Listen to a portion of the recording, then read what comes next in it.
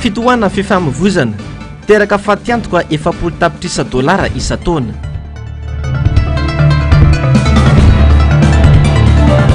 Vidim-piainana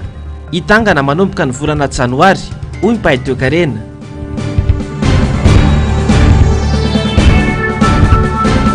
Idy izay parsa tsy ho tafavelona raha mbola irajoelona no mitondra.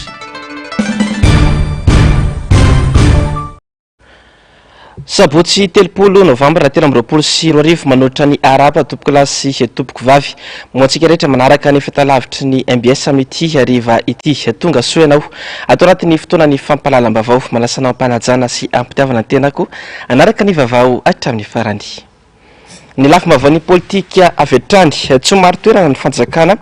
tsy mampanjaka ny demokrasia sy ny feon'ny maro anisa na oelana oaingana dia tsy maintsy tafaverina amin'ny malagasy ny fahefana hoy ny mpanao politika Maurice Beranto androany malona ny raharam-pirenena sy ny fomba fitondrana ny firenena amin'izao fotoana izao. Fanadihadiana nataony Njavandriamahefa sy mbola hafa tsara. Ny herim-pamoretana sy ny fanampenam-bava ary ny fampiasana ny mpitandro ny filaminana sisa no fahefanana an'izao fitonana izao fa raha ny fahefam-bahoaka dia tsy misy intsony hoy ny mpanao politika Maurice Beranto. Raha ny tantara sy ny zava-misy maneran-tany nefa nojerena dia tsy misy fanjakana maharitra ao anatin'izany tsy fanajana ny demokrasia izany hoy ny fanazavana. Nisy ane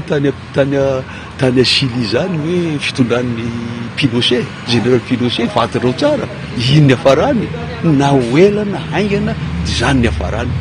Teo akaiky ny Chili teo nisan'izany Argentina zany généraux nitondra an'io teo na hainga na oela zany foana ny afarany. Talohalohany io nisan'izany fitondran'ny Grèce zany colonel nitondra teo tamin'izareo zany colonel reo ny farany ambony niala ihany ny afarany. Tiako terina amin'izany na tiana na tsy tiana na firenaiza tsy maintsy miverina amin'ny tompony lorony foana io zany hoe demokrasia. Io moa tsika gasy fiteny zany demokrasia zany ne zavatra notion occidentale zany tsy mety amintsika. Io ane za dia mahasamy teny aminareo na régime inona atao eto na régime inona apetraka atsika eto, régime monarchique ohatra na régime ecclésiastique ohatra, rehefa tiany voakare manontolo ny ampandehany io dia fagnaraka amin'io dia mandeha foana io. Tsy maintsy verina amin'ny malagasy moranisy araka izany ny fahefana atsoatsy hoy ihany ity mpanao politika ity. Mila verina ny asin'ny firenena sy ny vahoaka malagasy amin'ny alalan'ny fametrahana ny dinam-piarahamonina sy ny lalam-panorenana tena izy. Fanampitandrina kosa izay mikasa anankirotana amin'ny andro ny 9 Desambra ho avy izao ny teo anivon'ny préfecture sy ny fitondram-panjakana tany demokratika nefa i Madagasikara hoy nambaran'ny Front National ny antoko HVM ka tokony tsy ho tampenam-bava tahaka izany malagasy mahalona ny tsy fahafaliany ho hatrany ny fandrazavana. Germain Mezanary sy Tahirinena. Tsy fahatokisan-tena fa tena safidim-bahoaka ilay fifidianana natao teo no antony fandrangarangana fampiororoana hoy Rivrakotovao Front National ny HVM. Tsy misy lalàna mametra ny fanehoan-kevitra eto amin'ity firenena ity hoy ny fanazavany manoloana ny fandrarahan'ny filoham-panjakana sy ny prefektura ny hetsika rehetra mandritra ny 9 Desambra izao. Fa tsy matokony ataoko hoe ny fandresen-dahatra izay nataony izy ka ao anatin'ny eritreretina fa niteritery ny fanapara-pahefana fampiororona ny olona no fototra ampijoroana n'ilay fanjakana. République démocratique sika raha fahafantarako azy afaka mihin'ny afo zany. Ny hevitro tsy mitovy aminao tsy milaza hoe mpanakorotana veriko za tsy teny hevitro lafa fa ny hevitro tsy mitovy aminy tsy milaza hoe tsy tia an'ity fireneny ity mitady raha mandrika eto amin'ity fireneny ity tsy mitady ny ordre institutionnel amin'ity fireneny ity fa mitady ny ara-dalàna fanarahan-dalàna. Iza amin'izany olona resahanareo zany na préfet na iza milaza fa ara-dalàna ny fomba nanampiarahana amin'ny fifidianana mandritra ny tsy tamin'ny fifidianana teo iny fotsiny akory fa ny fomba nanomanana an'izany ireo décision ny HCC maro samihafa ireo. Ireo olona manampahaizana be tonononareo reo ve manambonahatra ambony amin'ny gendarmerie sy ny tafika sy ny sisa dia ilaza ndresy lahatra anay kosa raha za manokana ilaza fa dia ara-dalàna daholo ny zavatra nolaisy eto amin'ny firenena. Raha marina zay dia marina fa mpanakorotana zay fa samy mahalala fa dia averiko ndray mandeha fireran'izao tontolo zao 7 amby valopolo zato eo ny firenena mikambana ao anatin'ny ONU fireran'izao tontolo zao manao an'izany fombo zany mampiasa ny herin'ny tafika, mampiasa ny herin'ny vola, mampiasa ny herin'ny toko hoe mampiororo mpiretanindrazana aminy mba handresen-dahatra amin'ny retana an'ireo de firy am'izany zany ve maro anisy eran'izao tontolo zao fomba fitatana ohatry zany tsy maro anisy zany atraizany farany misy io satria safidiny atsika République démocratique mahagaga fa ireo tsy mpanara-dalàna eto amin'ny firenena no mody mampianatra sy milaza fa tany misy lalàna ny Madagasikara ho hiatrany ny filoha nasionaly ny antoko SVM raha anajalalàna dia ajaina ny demokrasia satria efa nisafidy io rafitra io Madagasikara hoy ny fanazavany le vahoaka majinika nampahantrany ny fomba fitantanana tsy manana intsony ny eritreretana ny lavidavitra keny eny de naneny rapitso ary de ambakaina mbola vao malomalo ny tazana ny ingay Andry Rajoelina amiko tena hoe manambaka mialatsiny ah gamba tsy fanogapana mpanjakana koa milaza ao manambaka izy satria raha mahita io reny zany atao an'izay zay zanaky ty firenena ity ka mba afaka mieritreritra ny hoe mizatra tsy mety tsy manara-dalàna veriko nay mandeha zay tsy fanarahan-dalàna ataony fitondram-panjakana de apororona amin'ny hevitra mpanao gazety ve manao fatarako azy manao émission anankiray de miteny le olona zay ataony interview inona no problème zareo am'izany tena any amin'ny jadony zany a syndicaliste miantso vonjy eny olona manahirana ianao mijery mpampianatra ao zavatra reherehany tokony ho reheren'ny firenenao zany tsy milaza hoe tsy maty manota amin'ny mpampianatra fa irahantsika malala hoe inona moniny etsona an'iny olona iny tsy resy ny malagasy ary manana fanantenany tsy nijadona sy ny fampahantrana inina atao amin'ny vahoaka no hanavitra ny Madagasikara ho hiatrany Rivo Rakotovao izay nanamafy fa mitako fijoroana amin'izay toerana misy ny tsirairay ny fanavotam-pirenena mbola lavitra ezaka kosa i Madagasikara amin'ny fanajana ny lalàna momba ny zon'olombelona voafetra ny fahalalahana maneho hevitra tsy ampy ny fanabeazana ny olom-pirenena atao ny fitondram-panjakana mety hiteraka zavatra maro izany raha tsy mipetraka amin'ny toerany na eto an-toerana izany na eo amin'ny sehatra iraisam-pirenena fanadidina nataony Ando Miaratiana sy ny Aritanjona voafaritry ny lalàna iraisam-pirenena momba ny zon'olombelona araka ny 2020 ny fahafahany olom-pirenena rehetra miteny sy maneho hevitra malalaka tsy tokony ho tapenam-bava araka izany rehetra ny mpanapa-kevitra zany tokony mijery araka ny tokony io zay aiza le raisonnement tena mampirindra ny olona sy mampirindra le fiarahamonina fa tsy hoe tapahana fotsiny hoe forcena isy ataontsika hoe limitiny le fahalalana maneho hevitra ohatra hoe atteinte à la sûreté de l'état zany tsy forcena zany izy io zay mahatonga an'le hoe restriction déraisonnable matetika manao fa tokony restriction raisonnable rehefa manao an'izay restriction zay ho an'ny olona maneho hevitra eo ihany koa ny fanapara-pahefana mila lanjalanjaina zany satria misy fotoana rehefa déraisonnable le restriction de lasa misy abus de pouvoir ao ambadik'izay tsy tokony misy fanavahana tokony hitovy avokoa ny fampiarana ny lalàna ho an'ny rehetra misy anankiray zao zay ny tany nampitsara ihany koa mba hijery an'ireny jurisprudence reny misy le ataontsika hoe arécolteur zao zay arécolteur zay tao anatin'ny cour européenne na droits humains tao amin'ny andininy fahenina tena miteny an'izay procès équitable zay satria rehefa voantso le olona ka tonga eo amin'ny tompona andraikitra ohatra na eny amin'ny mandritra ny enquête vao ohatra eny amin'ny polisy na eny amin'ny fitsarana de tsy misy an'le procès équitable de zany koa tokony ho jerena zany tokony tsy mijanona fotsiny amin'ny fijerena ny hoe lalana eto amintsika fa mijery kokoa ary manaraka kokoa indrindrandrindra ireo lalàna iraisam-pirenena zay efa nakatoavintsika eto Madagasikara tsy anjarany fitondram-panjakana ny mametra ny fahafahan'ny olona hiteny sy ny aneho hevitra tokony ho isan'ireo laharam-pamehana ny fanabeazana ny olom-pirenena mainga amin'ny fanabeazana matoy ny olona mety miteniteny foana tsara ka ny tokony izy dia mila mieritreritra hoe tao anatin'le fanabeazana zany ny tsoampy ka anatin'izay fanabeazana mahakasika ny fahafahan'ny olona mahakasika ny zon'olona tsirairay na eny amin'ny fiarahamonina zany na eny amin'ny sehatry ny asa misy anazy dia anjaran'ny fitondram-panjakana zay manampy ihany ataontsika ireo ratsa mangaika hafa toy ny hoe fiarahamonim-pirenena ny ataontsika hoe partenaire financier technique manampy reny zany fa anjaran'ny fitondram-panjakana tena manao an'le fanabeazana ka matoy ny olona mety miteniteny foana koa na hoe tsy mahafantatra an'le hoe atraizany tokony tsy ahafahana manao an'le fanalananteny le fanabeazana ny tsy ampy zany izany aza nefa voafetra ihany ny filazana zavatra ho an'ny olo-pirenena mila pirofo hatrany ny zavatra lazaina tsy hamatotra ny tena ao anatin'izany fa kosa raha ohatra ka maneho hevitra na misy teny ka misy zavatra tenenina dia tsara foana ihany ny manana pirofo any manko zao ny olana misy fotoantsika miteny fotsiny nefa tsy manana pirofo tsara manana pirofo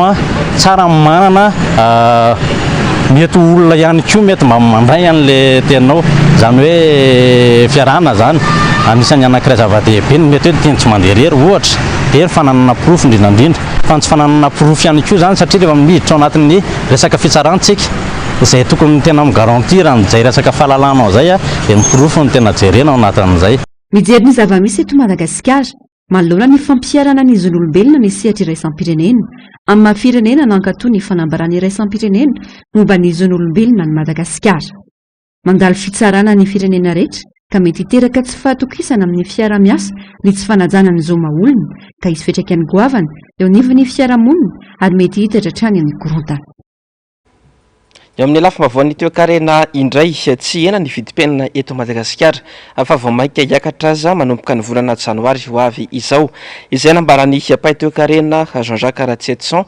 tamin'ity androany ity mila miombana ny malagasy fahitangana izay tsy izy ny vidim-bary ary ho avy roeny amin'ny vidiny ankehitriny mihitsy aza izany raha ny fanazavany ny resaka tamin'ny Germain Mejanary sy Tahirinena mila miombana ara-tsaina sy eritreritra ny malagasy fa hidangana ny vidim-piainana manomboka ny volana janoary hoy ny mpahay toe-karena Jean-Jacques Ratsetson notsongainy manokana ny vidiny-bary izay foto-tsakafo ny malagasy izay tombanany fa hiakatra hatrany amin'ny 9,000 ariary ny kilao tsy ampy ny famokarana eto Madagasikara noho ny tsy fisina politika mazava tao anatin'ny 5 taona fa eo ihany koa ny antony ara-tsolika izay mety hiakatra ny vidiny eo amin'ny sehatra iraisam-pirenena fa io vary io mety hiakatra any amin'ny 30 000 francs kilao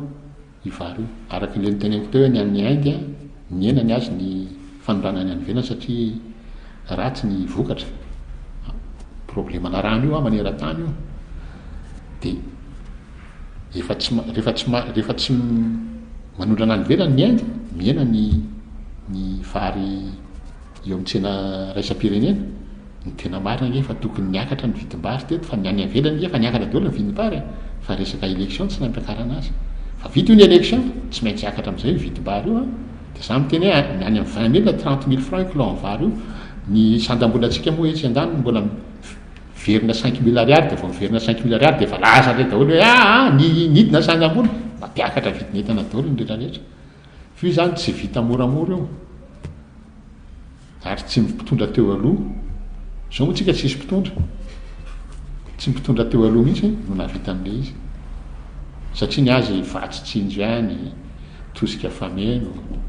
efa nisy tosika olona tany am-pasana ary satria mbola nisy ny covid dia efa nisokafana fasana be dehibe reny ange tena nisoky amin'ny malagasy ange reny tsy mety ange reny aveo le tsy nampiasaina akory fa monina tonga dia fasana nisokafanao fa hoe hoavy ny covid dia hoe mifaty amanalina ny malagasy tena reny tena ratsy be reny communication ratsy be mihitsy reny tsy mety ny lalana ny tolotra sy ny tinady eto amintsika ho hiatrany ny fanazavany tsy mahasana ny fanafarana koa ny fanondranam-bokatra avy eto Madagasikara ny zavatra ondrana na letise io na vanily io na kafe io na girofle io ny vola ampidirindreo tsy ampy mihoatra ny zavatra tokony hoviditsika ny velany efa fantatra tsika zay natao hoe en déficit structurel tsika tsy ho ampy foanreo dia le malozan'le izy amin'le lalàna ny tolotra sy tinady raha androany zao mandefa vanille misy manondrana vanille mety amin'ny volana ambony vao miditra le vola fa raha taonany eny isy nandeha mividy kilalao ho an'ny Noël dia tonga dia mijery ny sandam-bolana inona moa ny lozika amin'izany le izy tsy tokony le lalàna ny tinady eo no tonga hoe mahatonga ny sandam-bola idina na hiakatra tsy zay mihitsy ny tokony isy an'le izy fa raha vao zay no ataonao dia zao loza mahazo atsika zao miakatra 5 000 ariary indray 25 000 francs indray ny 1 euro zao dia lazaina fa hoe io indray dia hiakatra indray vidin'entana efa 25 000 francs izy ray volana sa roa volana lasa ka manino izy miverina 25 000 ny tokony hiakatra indray vidin'entana tokony tsy hiakatra tsondry mbatrapa izy indray mihoatra n'le 5 000 nefa any amin'ny 30 000 indray ny ariary ange vao 30 000 francs indray ny 1 euro vao tokony hiakatra indray ny sandam-bola fa tsy izy miverina amin'ny laoniny fotsiny avy eo ary izy raha mahazo aina raha sandam-bola misy dikan'inona amin'ny vahoaka nga midina ny vidim-piainana tsy midina ny vidim-piainana tsy mampiova ny vidim-piainatsika zany hoe tokony io lalàna io mihitsy aloha foanana tokony ola foanana aloha ny midy marchandière bancaire de devise dia averiko foana hoe ianao na ohatra hanondrana ny letsi be deaibe le mpanondrana ny letsi iny manam-bola fa firy isan-jaton'ny malagasy no mpanondrana letsi firy isan-jaton'ny malagasy no mpanondrana vanille firy isan-jaton'ny mponina malagasy no manondrana kafe le olonao zany mety hoe manam-bola be manam-bola be mpanao vanille manam-bola be mpanao kafe fa firy isan-jaton'ny malagasy reo ankoatra ny politika ankapobe ny fanjakana dia olana goavana ny midy izay mampiandanja ny sandam-bola io mila iverenana ny tahabola tsy miovaova ka mba asa no mitady olona fa tsy olona no mitady asa eo ihany koa no afaka amaro toerana ny toekarena ho iantrany ny nambarany fa tampoka loatra na ho an'ny isan-tokantrano na ho an'ny mpivarotra ny fisondrotan'ny vidinentana eny antseneny amin'izao fotoana izao fiakarana andro manalina no hita kanefa ny vola miditra tsy maraka izany akory tsy misy mipetrapetraka intsony ankehitriny fa dia izay afaka mitady vola anampina ny ao-tokantrano dia manao izany avokoa ho ny olom-pirenena sendra ny mpanao gazetinay androany ankoatra izay tsy mety manao trosa intsony akory mpivarotra satria dia matahotra ny tsy averim-bola intsony ireo izay mitrosa izany andomiaratiana sy ny aritanjona nanao fanadidina momba izay androany tsy misy intsony hoe miada-pinaritra fa izay avelona tsisy tany ho atao ho ny olom-pirenena tsy zaka ny fiakaran'ny vidim-piainana isan'andro ny vola miditra nefa tsy misy na tsy maharaka ireo filana ao an-tokantrano tsy maintsy miezaka mitady vola avokoa izay mbola afaka manao izany na antitra na tanora verefitra ny rehetra tsy misy masoandro miratra na dia te hanana toanjana goavana azy amin'ny fiainana velona fotsiny aloha amin'izao dia izay zava-dehibe ka ny eo amin'le resabola moa zany tena problème amin'le tanora amin'izao tia hanana mba hoe tsy ohatsy anamina hoe mba tia hanana zany mba hoe orinasa zany mba tia hanana izay manokana fa tsy taloha hoe nole amin'ny hoe problème amin'ny resabola foana zany izariny amin'ny atsika eo arako tsy mety zay zao mandeko zao zao zanako noana ny an-trano tsy mety za zao ny andiana zao anaty vary ho any an-trano aminazy any tsy masehaka amin'ny filanaka raha ianao zao eritserety tsara fotsiny zao hoe zay zao valy mianaka dia eritseretinao amin'izany fotsiny hoe vary tena tokony enina kapoka nandrahonay amin'ny an-trano lasa telo tapany zany dia tsy mety raha forcena ohatrany hoe ovina mangazy zany avanina loha nefa ankizy reo koa tsy mety mbola ila goûté andehanana fa zay nge dia eritseretinao amin'izay fotsiny efa niena zany satria vary 5000 ny kapoka misarotra be le fiainana par rapport amin'ny taloha le fiakaran'le vidim-piainana mihitsy ny tena enjany tao anatin'ny asa atolotona vitsivitsy tena sarotra be le fiainanako be le olona ny ankizy sy manana asa ny fidiram-bola sy dia mitombony fa le vidim-piainana miakatra be dia tena sahirana be zay zao miezaka mampidi-bola daholo ny loatra tsy sasany zanako sady mianatra miezaka mitady vola tsy tafavoaka ntsony raha zao ny mipetrapetraka zany toy ny rehetra ihany koa ny mpivarotra eto madinika tampoka ny fiakaran'ny vidinentana alaina tsy maintsy ampifanarana amin'ny fakana azy ny vidiny eny an-databatra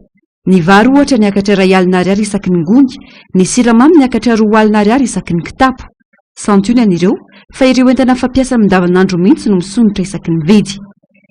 efa tsy mampanao trosa intsony ihany koa ny mpivarotra satria tsy vitsy ireo tsy mahaverim-bola zay koa aloha amin'le zany sahirana be amin'le hitanao le amarotana le izy ohatrany hoe ianao mamaritra le izy mora mahatiatika anao nefa mamaritra le izy lafo koa nefa ianao memenina be le client eny mivary aloha zao ny tena niakatra zay ny siramamy tonga dia niakatra ray alina isaky ny gony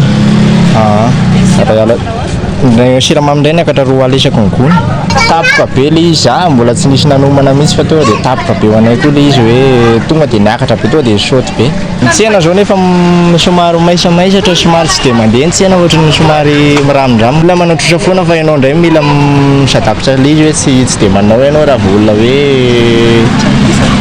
vola tsy dia fantatra moa le olona tsy dia fantatra hoe tsy alotrosa reny dia tsy manao amin'ny ankapobeny tsy dia mahazo manao trosa mihitsy ny tena marina satria le famaly amin'ny olona manahira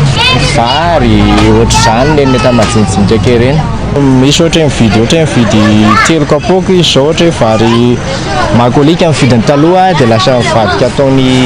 tsipala ohatra izay misy fampandrosoana havanina ho anna firenena raha tsy ny mponina ho aminy nomena ny lanjany mbola ho sarotra natongavana amin'izany tena fampandrosoana ho ny faneho-kevitra satria ny mpitondra mihitsy manao amban-javatra ny olona entiny sa manao izay mampity azy ny rehetra. Tena hitako hoe tsy anjoso mihitsy aloha raha ohatrany hoe filoham-pirenentsika amin'izao io zao no hoany dia tsy anjoso mihitsy ntsika aloha tena maro.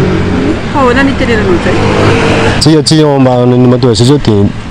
zavatra jerotsy reny zavatra ataony zareo reny mamoaka zavatra volamena sy badereo zareo onjakonana daholo tahodikodina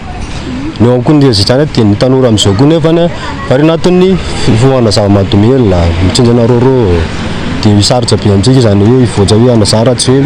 misy tena mpitondra mba hoe mafony tena mba ho ampanjoso Madagasikara mihitsy hoe olona tena tia tanindra zany fa metsara vilazy atao maka ankabezan'ny olona amin'izao no amin'ny mpitondra ao dia sarosarotra amintsika ny tena hoe anjoso Madagasikara. Raha tsy miforatsiraka moa le tsy mety anjoso Madagasikara nefa le zavatra efa vita daholo efa vitan'olona akaty hoe premier tour dia mandeha sozy izy zany efa vitanao zany efa vita raha mitenenao an'izao to ohatr'izay izy dia tady vola ny asantsika neny zay ny asanay majinika da mova ho an'ireo vabetra moa dia vazaoko. Miandrandra fiovana sy fanovana ry fiatsaram-piainana ny malagasy izay sasatry ny miaina ny vesatry ny fiakarany vidim-piainana sy ny tsy fandrimpalemana isan'andro. Ny sosialim-bahoaka no tokony homen-danjany raha tena mpitondra mahay sy mahafantatra ny tena laharam-pamehana. Tsy izay anefa ny misy vao maika any mafy hatrany ny fahasahiranana ary mialalina hatrany izany. Lafomba ny trangam-piarahamonina kosa indray taorian'ny fanadihadiana natao nandritra ny fakana ankeriny any mahery zazalahy kely avery teo amin'ny tsena nisy somana tombo ny voalohan'ny volana desambra lasa teo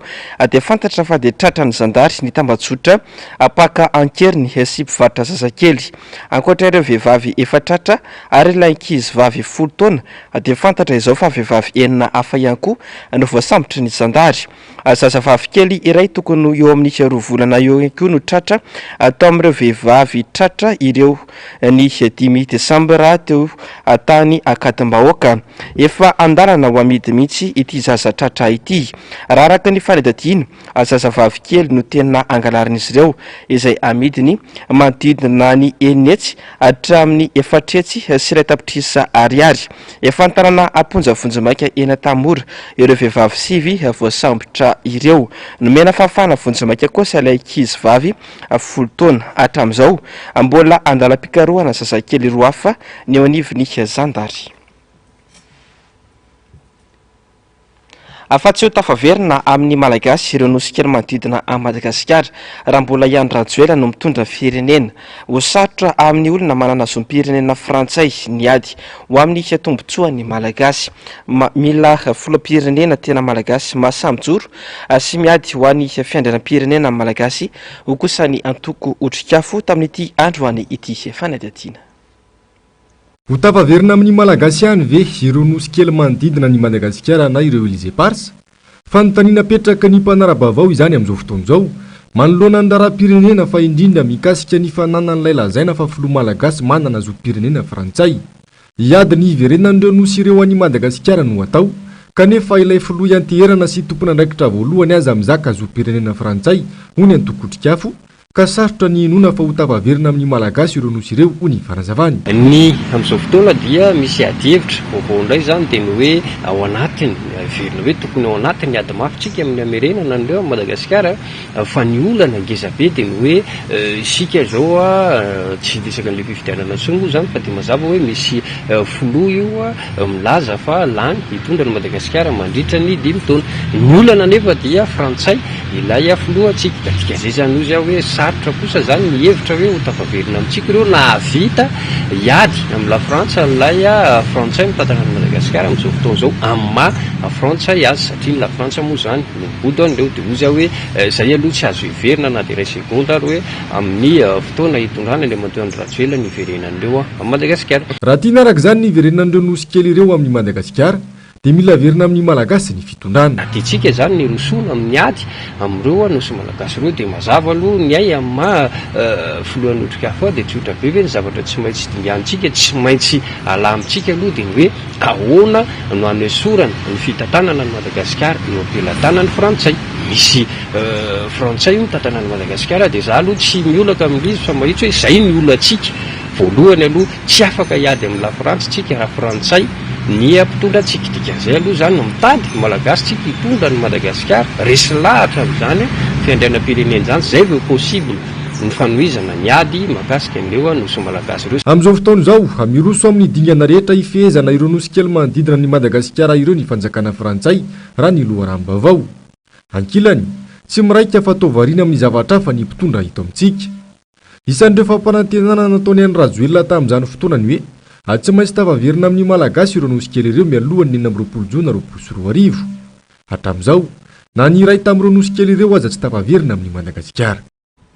Fa tsy epistily akory ny fanontaniam-bahoaka ka soratana taratasy hoy ny solombavambahoaka Toditsoa Andriamampandry androany raha naneho ny heviny ny amin'ny tsy fisy ny fifanatria ny mpanatanteraka sy ny député tamin'ny andro ny omaly fanaovana tsinontsinona ny vahoaka malagasy ny zava-misy raha ny fanazavany tamin'ny Germain Menjanary sy Tahirinena. Tsy firaraina ny vahoaka malagasy no sady fanambanina ny malagasy ny zava-miseho eto amin'ny firenena ankehitriny hoy ny solombavambahoaka Toditsoa Andriamampandry. Efa nososena ny safidim-bahoaka tamin'ny fifidianana natao amboletra, mbola natao tsy misy dikany ihany koa ny fifanatriana teo amin'ireo solombavan'ny vahoaka sy ireo mpitondra. Zava-doza ho an'ny firenena izany raha ny fanazavany. Tsy nety nanatrika ry zareo noho ny fatahorana ve sa noho ny zavatra tena hoe tsy mandeha amin'izay loany amin'izao firenena izao na ihany koa hoe noho ny antoninina no natonga zareo zany tsy manaiky izany fionana amina solombavambahoaka zany. Solombavambahoaka tsy biby afatahorana fa dia aditanay no mitondra ny fion-vahoaka amin'izao fahasaranana izao na ara-toekarena io na ara-tsosiary io na ara-politika io fatatsika ny vidim-piainana amin'izao fa tsy zaka ny vahoaka atsony ny tsy fandriampahalemana ny tsy fanarahana ny lalàna rehetra maro isan-karazany ary fantatra zareo fa mandeha mivatana amin'ny hainao manjery rehetra io dia noho ny fatahorana an'izay ngamana natonga andreo zany tsy sa niatrika ny solombavambahoaka ary voalaza moa fa raha misy fanontena natao dia tokony hosokotana an-tsoratra izy inona ny dikan'izany nareo mihitsy ny tianay fanatrika aminay fasafasy dia ho hitan'ny vahoaka eo hoe ahoana zany ny fomba famalinareo ny zavatra tsy mety isaky ny ministera isa-tsokadiny antaninay an'ireo membre ny gouvernement reo ka aminay zany dia tsy manara-dalàna indray zany zao fitondrana zao ary hitatsika fa tsy tokony hisotrony zao fisiny zao hoe gouvernement zao fahefana zay tsy mandeha amin'izay loniny zao zany fa dia atao tsinitsinina ny olom-boafidy ary tadio fa ny solombavambahoaka ny olom-boafidy mivantana zao amin'izao fotoana zao sady ara-dalàna no aradrariny dia tsy mena asiny ihany koa zany izany solombavambahoaka zany ka rehefa tsy misy lana azy dia ravo indroa isan-taona ny tokony iona ireo député sy ireo mpikambana eo anivon'ny gouvernemanta raha ny voafaritry ny lalàna. Ny volana Jona 2024 no efa nisy ny fionana mivantana farany teo amin'ny gouvernemanta sy ny anteny miram-pirenena. Ny volana Desambra 2024 dia notapahana ka nofoanana tampoka izany vokatry ny fitsipaham-pitokisana izay nandamoka. Tsy nisy tanteraka koa ireo fionana roa tokony natao tamin'ny ity taona ity. Midika izany fa tsy misy voarain'ny mpanatanteraka ny etahitam-bahoaka eny ifotony. Fa any amin'ny lalana 270 amin'ireo firenena 20 no misy any Madagasikara raha ny tany kolikoly na ny antsoina hoe indice de perception de la corruption na ny IPC jerena araka ny taremarika navoaka ny Transparency International tamin'ny fiandohany ity taona ity. Ankoatra ireo endrika kolikoly mahazatra miseho eto amin'ny firenena dia ny fanararotana andraikitra sanina eo anivon'ny asa sy ny fanodikodinam-bolam-panjakana no tena endrika kolikoly betsaka indrindra voaray ny Bianco raha ny fanazavana netiny tompona andraikitra iray ateo anivon'ity rafitra ity androany. Mbola ao anatin'ny tanteraka amin'izany ady amin'ny tao amin'ny kolikoly izany isika eto Madagasikara raha ny fanazavany tato-pavao sy faradidina nataony Javandriamahefa sy mbola afa-tsara.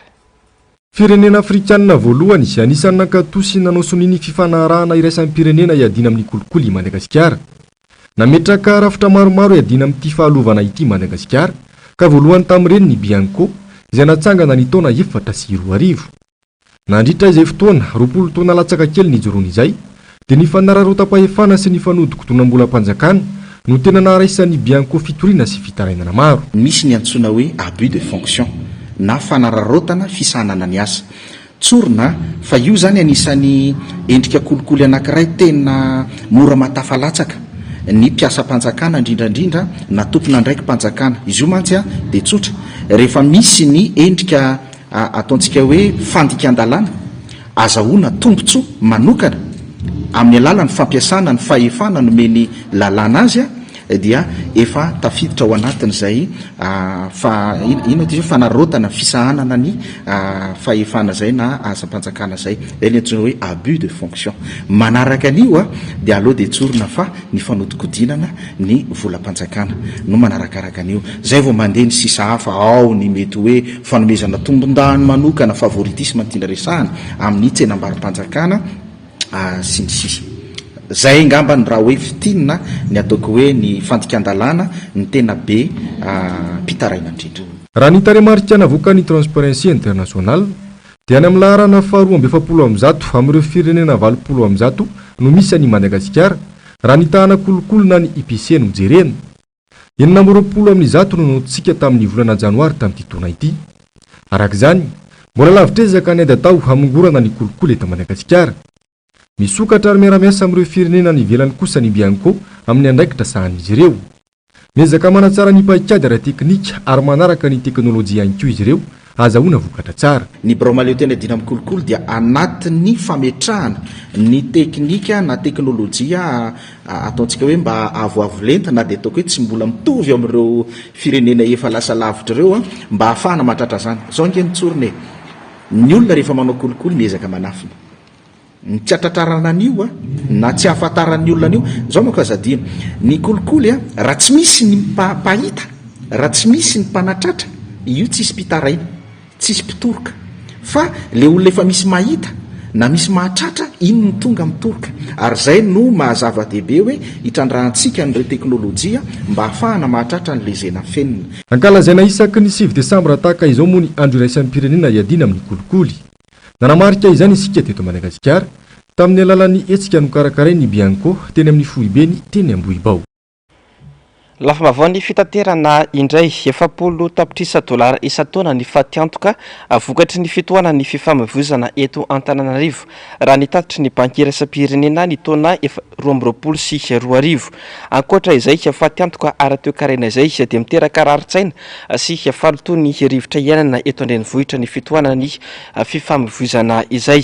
Tsy misy fiatsarana nefa izany fa mihamafy hatrany indrindra amin'izao akatoko ny fety izao. Atato anatin'ny fotoana maromaro saika miaina ao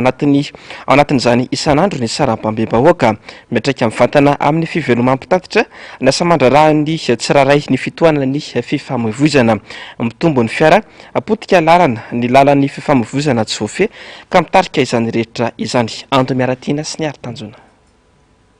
Tanan-dehibe voasokajy be fitohanana ara-pifamoivoizana indrindra maneran-tany arivo. Laharana 430 amin'ireo tanan-dehibe 50 nanaova ny banky iraisam-pirenena fanadihadiana no misy ny renivohitry Madagasikara. Tsy misy afabela fa miaritra fitohanana avokoa ny mpampiasa lalana rehetra eto andrenivohitra. Andavamamba 720 hektara, Andotapenaka, Anosy-Zato, Fasankarana, Sonerana, Analakely, Ambodimisotra. Isan'ireo faritra tena ahitana fitohanana be indrindra. Tsy misy lalana itsoahana intsony fa izay ale rehetra mitohana avokoa indrindra rehefa be olona sy mpifameziveziny. Miatraika mivantana amin'ny sehampiariana izany raha tsy teny efa tsy ireo mpitatitra satria dia miena ny versement. Tena miena toray vita amin'izao. Miena raha tokony vita toray vita. Lalana ratsy dia le fijanona amoron-dalana le mpanaovana parking amoron-dalana efa elaela le vahaolana mbola tsisy hatramin'izao maika ny olona tsy mandeha va betsaka ny embouteillage. Midina mandeha tongotra mba tsy ho very fotoana anaty fiara ny ankamaroan'ny olona indrindra ireo mpiasa sy mpianatra. Izy lasa neteritery aloha zao le lalana amin'izao le an'izao le embouteillage mandeha fiara zao zay dia ny ala tetry ananina tetsy mandeha ny 162 ty mbola tsy tokony ala mihitsy zany zay raha tsy ohatry hoe mbola le aloha be mandeha tongotra dia mba vetivety. Araka ny fanadihadiana nataony banky iraisam-pirenena ny taona 2022 dia efa tiantoka tsy hitanono hatrany amin'ny 70 tapitrisa $, isan-taona no ateraky ny fitohanana ny fifamoivoizana eto arivo. Ankoatra izay, raha tsy ny kalitao mpiainana eto satria fitohanana dia miteraka raritsaina sy fahalotony rivotra iainana, ady mitraika amin'ny fahasalamana isambatan'olona izany. Hatramin'izao anefa, tsy misy mihitsy ny vahaolana ka mitondra faisana ny vahoaka. Ny lalana potika izay tena fototry ny olana, ankoatra ny fahabetsahan'ireo fiara mivezivezy sy ny olona, indrindra amin'izao akatoko ny fety izao. Ny volona miditra kely, ny lasantsy mitombo hoy ny mpamily taksi iray. Ny olona raha teo vao mitohana ny lalana, midina tsy mandeha fiara. Miasa moa zany raha ohatra ny anerany moa zany amin'ny embouteillage mitohana zany dia ny olona tsy maintsy mandeha taxi moto amin'ny taxi satria ny olona tsy maintsy hitsoaka zany ny olona raha ohatra ny miasa amin'ny taxi zany dia tsy maintsy lasa izy ny embouteillage mitohaka miaina tena mena mihitsy dia ny olona matahotra an'ilay embouteillage dia tsy maintsy lasa izy. Lasantsy aloha dia mihina anao anaty embouteillage mitombo ny lasantsy lany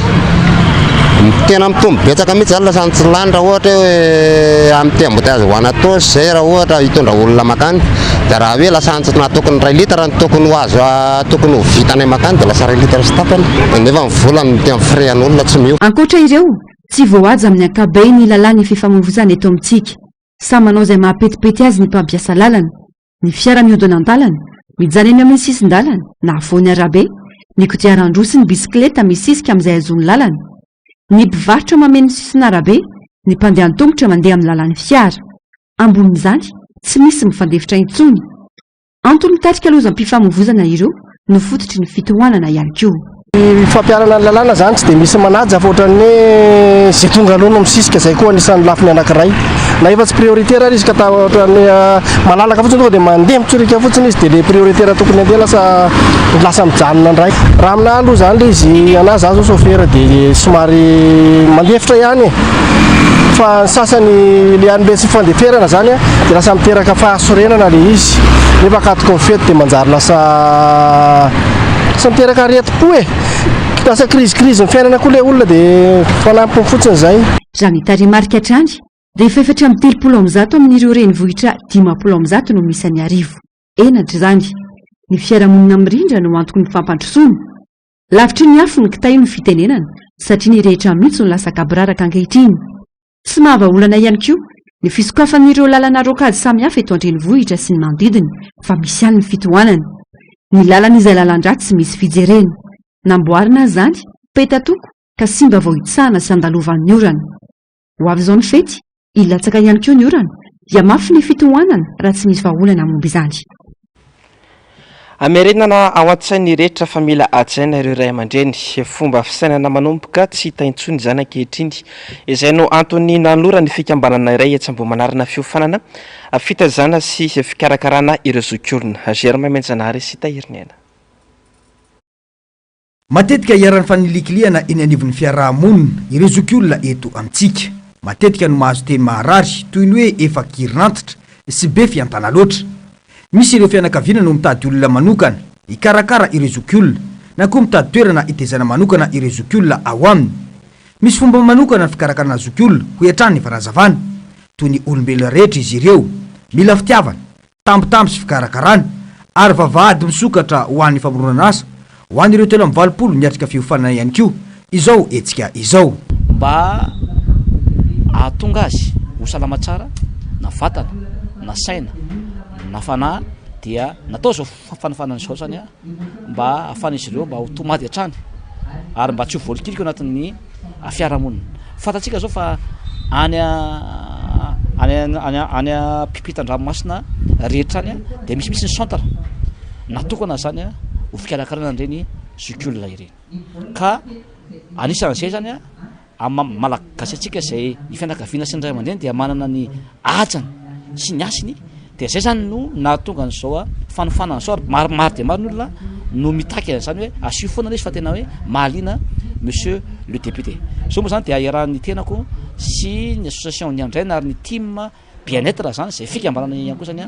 miara-miasa. Akoatr'izay zany dia eo koa ny fitadiavana asa izay maro dia maro amin'izao fotoana izao zany ireo centre maro isan-karazany izay mitady olona mahay mikarakara sy mitsabo ireo zokiolona. Tanjona ny mba hiparitany lalan-tsaina ho fanajana ray aman-dreny izay tsikatra ho tsy hita firintsony ankehitriny. Aorian'ny fiofanana izay atao dia isy ny fizarana maro-pakasitrahana. Hafa akanjo baolina ilalovana sy ny maro hafa azo tamin'ny famadihana ny plastika no nampirantiana sy naseho tetsy amin'ny CGM Analakely androany niarahana tamin'ny fikambanana Kolokitra. Fikambanana izay misehatra amin'ny fandinana ireo plastika ho azo ampiasaina indray. Tanjona ny fisarihana ny rehetra mba hiaro ny tontolo iainana ka isananaovana ny fampisehoana ireo vokatra azo avy amin'ny plastika. Germain Menjanary sy Tahirinena. Anisan'ny mpanimba tontolo iainana ny plastika toy ny sachet. Taona maro dia maro vao mety ho levona io singa io raha ho levona. Izany indrindra no mandrisika mpikaroka maro maneran-tany hamadika ny plastika ho lasa zavatra vaovao sy maharitra. Ho an'ny fikambanana Kolokitra izay isan'ny fikambanana misehatra amin'ny fanodinana ny plastika dia nanamafy fa isan'ny fototra iray iadina amin'ny fahadiovan'ny tanàna ny fanodinana ny plastika. Ny tena tanjonay dia mba tsy paritan'ireo sachet ireo efa miezaka izay ny Kolokitra manerana ny faritra 3 ary efa miezaka izahay fa na dia izany ary mbola tsy tena voafianay tanteraka n'le resaka sachet dia manentana antsika rehetra izay satria ny tontolo iainana dia ho antsika mpiara-belona rehetra fa tsy voatery ho anay Kolokitra ihany no iady amin'ny resaka fiparitany sachet. Ny zavatra tena nataonay hatramin'izay baolina sachet sy collet de bienvenue misy koa ny any amin'ny faritra ohatrany any amin'ny faritra Tamatavy manokana zao dia tena efa manana mpanao asa tanana momba ny sachet mihitsy zareo.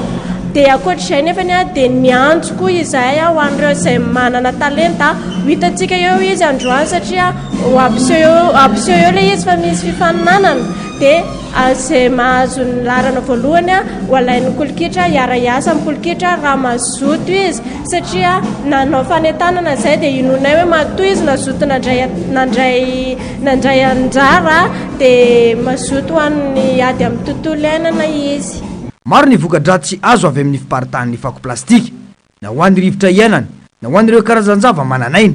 ary koa amin'ny fahasalamany ny vatan'olombelona ho hiatrany ny fanazavana. Fa iarahantsika malala angamba fa maro be na Antananarivo ara mandeha etsy ivelany etsy fotsiny isika dia fa miezaka ihany izay manentana olona mba hampiaina an'ireny fa izy kosa tsy mitovy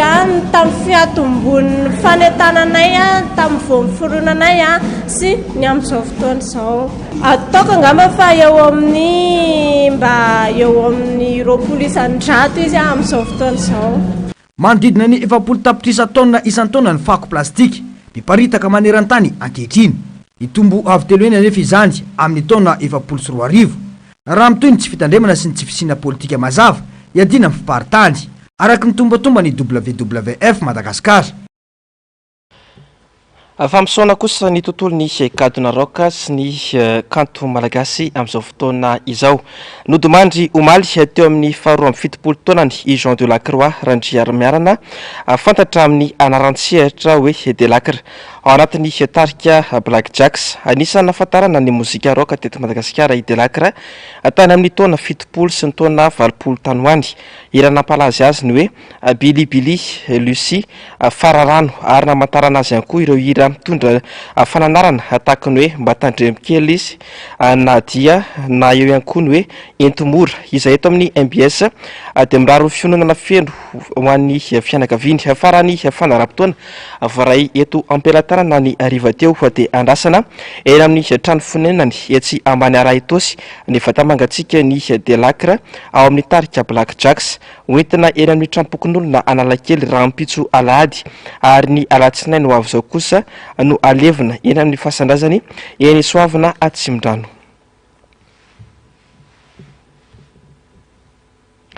Amaranantsika ny vaovao amin'ity ariva ity ny maresaka iraisam-pirenena mbola irotsaka ho vidiana filoham-pirenena i Vladimir Poutine amin'ny fifidianana ho avy amin'ny volana Martsa 2024 omaly nanaovan'ity filoham-pirenena Rosiana ity izay fanambarana izay fanadidina nataony Jessica Miray sy Mathieu Prince. Tsy misy taitra intsony taorian'ny fanambarana nataony Vladimir Poutine omaly fa irosaka ho vidiana filoham-pirenena indray ny tenany ny volana Martsa 2024 izao. Fandimina izy izao no lasaka ho vidiana. Efa nanomboka ny taona 2000 Poutine no nitondra ny Rusia, ny taona 2000 hatramin'ny taona 2024. saingy voafetra noho ny tsy fahafana milasaky intsony ny taona 2024 dia ny akaiky azy Dimitri Medvedev no nitondra ny Russie ny taona 2024 saingy mbola izy ihany no praministra tamin'izany. Niverina nilatsaka ho filoham-pirenena fanontelo indray Poutine ny taona 2024 hatramin'ny taona 2024 ary mbola mamita amin'ny fiampitoam-pitondranty fa nefany amin'izao. Araka ny fitsapakevy-bahoaka ny volana Jolay 2024 azony Poutine ataony mbola mirotsaka ho fidiana filoham-pirenena Rosiana hatramin'ny taona 2024. Aharitra 3 andro ny fifidianana ny 20 hatramin'ny 17 Martsa 2024. Fepetra noraisina taorian'ny valanaretina Covid-19. Fepetra izay tsikirany mpanohitra mafy izay ambaran'izy ireo fa manamora ny alabato. Dia izay akory tompoko lasy sy tompoko vavy finetiko manakatona ny fotoanan'ny fampirahalam-bavao tamin'ity androany ity hitaka ny mazatra ny fandarana ao anamarina sy ny Global News izay no arahinao avy hatrany aoriana izao fotoanan'ny fampirahalam-bavao izao aoriana izay kosa ny ronan-tsary indray amin'seho mitondra lohateny hoe Maison Ferme Family Christmas. Mametraka ny veloma mandrapitafa ho manaraka indray tompoko lasy sy tompoko vavy.